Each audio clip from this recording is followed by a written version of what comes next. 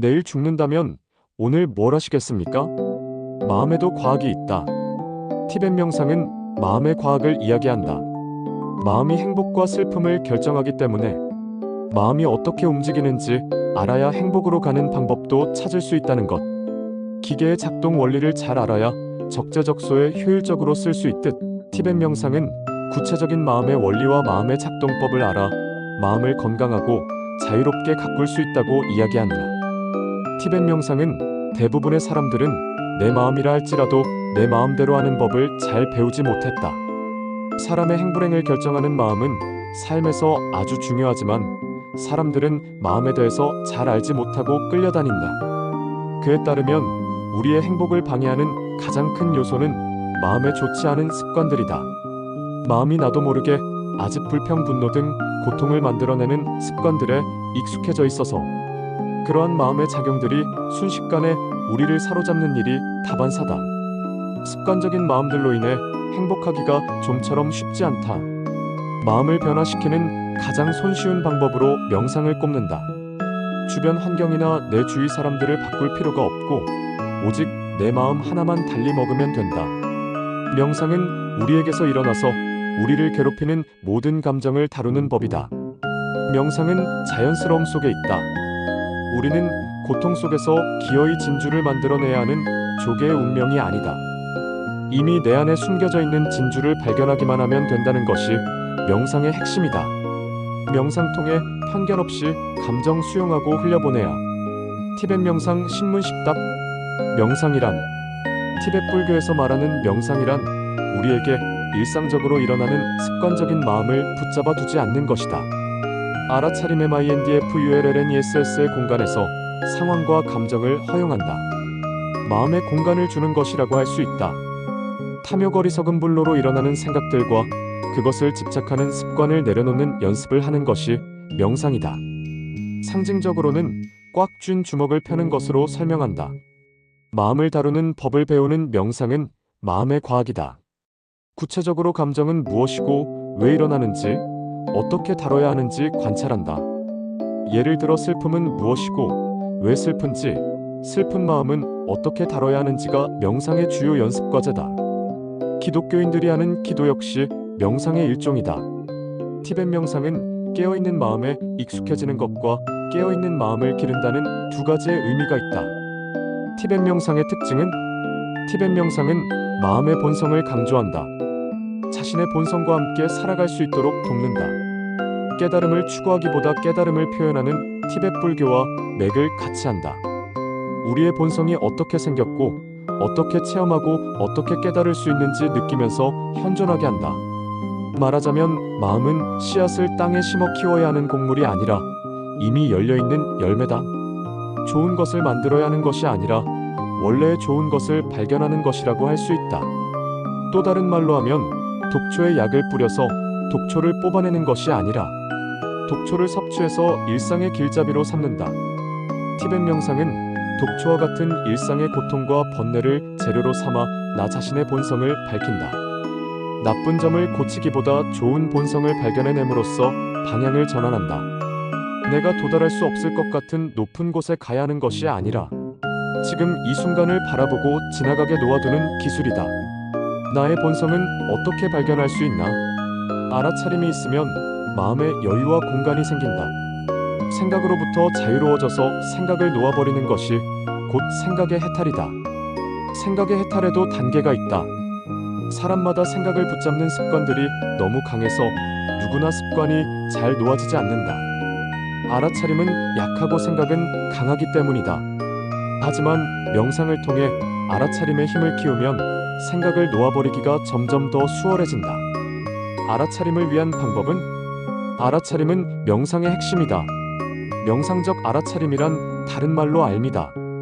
지금 내가 뭘 하고 있는지를 아는 것, 지금 내가 어떤 생각을 하고 있는지를 아는 것, 지금 내가 가진 감정을 아는 것, 지금 먹고 있거나 보고 있는 것을 아는 것 등이 모두 알아차림이다.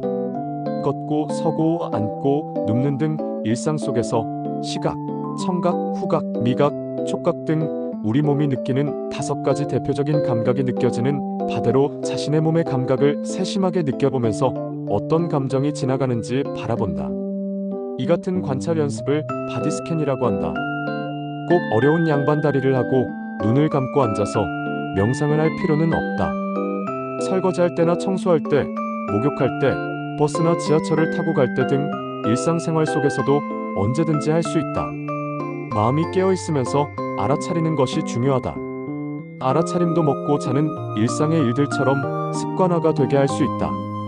알아차림을 어떻게 느낄 수 있나? 알아차림은 처음엔 낯선 곳에서 친구를 알아보는 것과 비슷하다. 매 순간 알아차림을 갖기는 어렵다. 하지만 명상을 하다 보면 처음엔 생각으로 가득 차 있던 마음이 실체가 아니라 생각뿐이라는 것을 조금씩 알아차리게 된다. 명상이 더 진전되면 뱀이 자신의 몸으로 매듭을 지으려고 해도 안 되는 것처럼 묶여있고 꼬여있던 생각들이 저 스스로 풀어져 버린다. 물 위에 글자를 써도 그 글자가 물 위에 남아있지 않듯 생각도 그것이 실체가 아님을 알면 나타났다가도 이내 사라진다. 그러다가 명상이 숙련되면 도둑이 빈집에 든 것과 같아진다.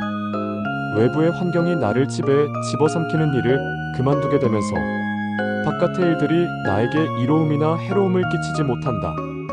평정심을 유지할 수 있게 되는 것이다. 알아차림을 하면 안 좋은 생각들이 저절로 사라지나 그때그때 일어나는 무수한 생각들은 내가 아니고 마음의 현상일 뿐이라는 것을 알아차리고 생각과 나를 동일시하지 않는 것이 중요하다. 생각은 하늘에 뜬 구름과 같다. 하늘이 나의 본성이라면 구름은 생각이다.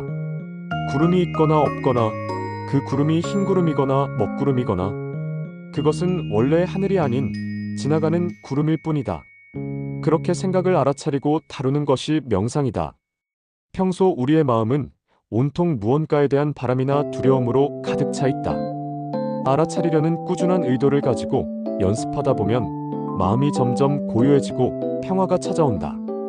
처음엔 생각이 폭포수처럼 쏟아지다가 다음엔 강물처럼 끊임없이 흐르고 마침내는 바다처럼 모든 것을 품고 고요해질 수 있다.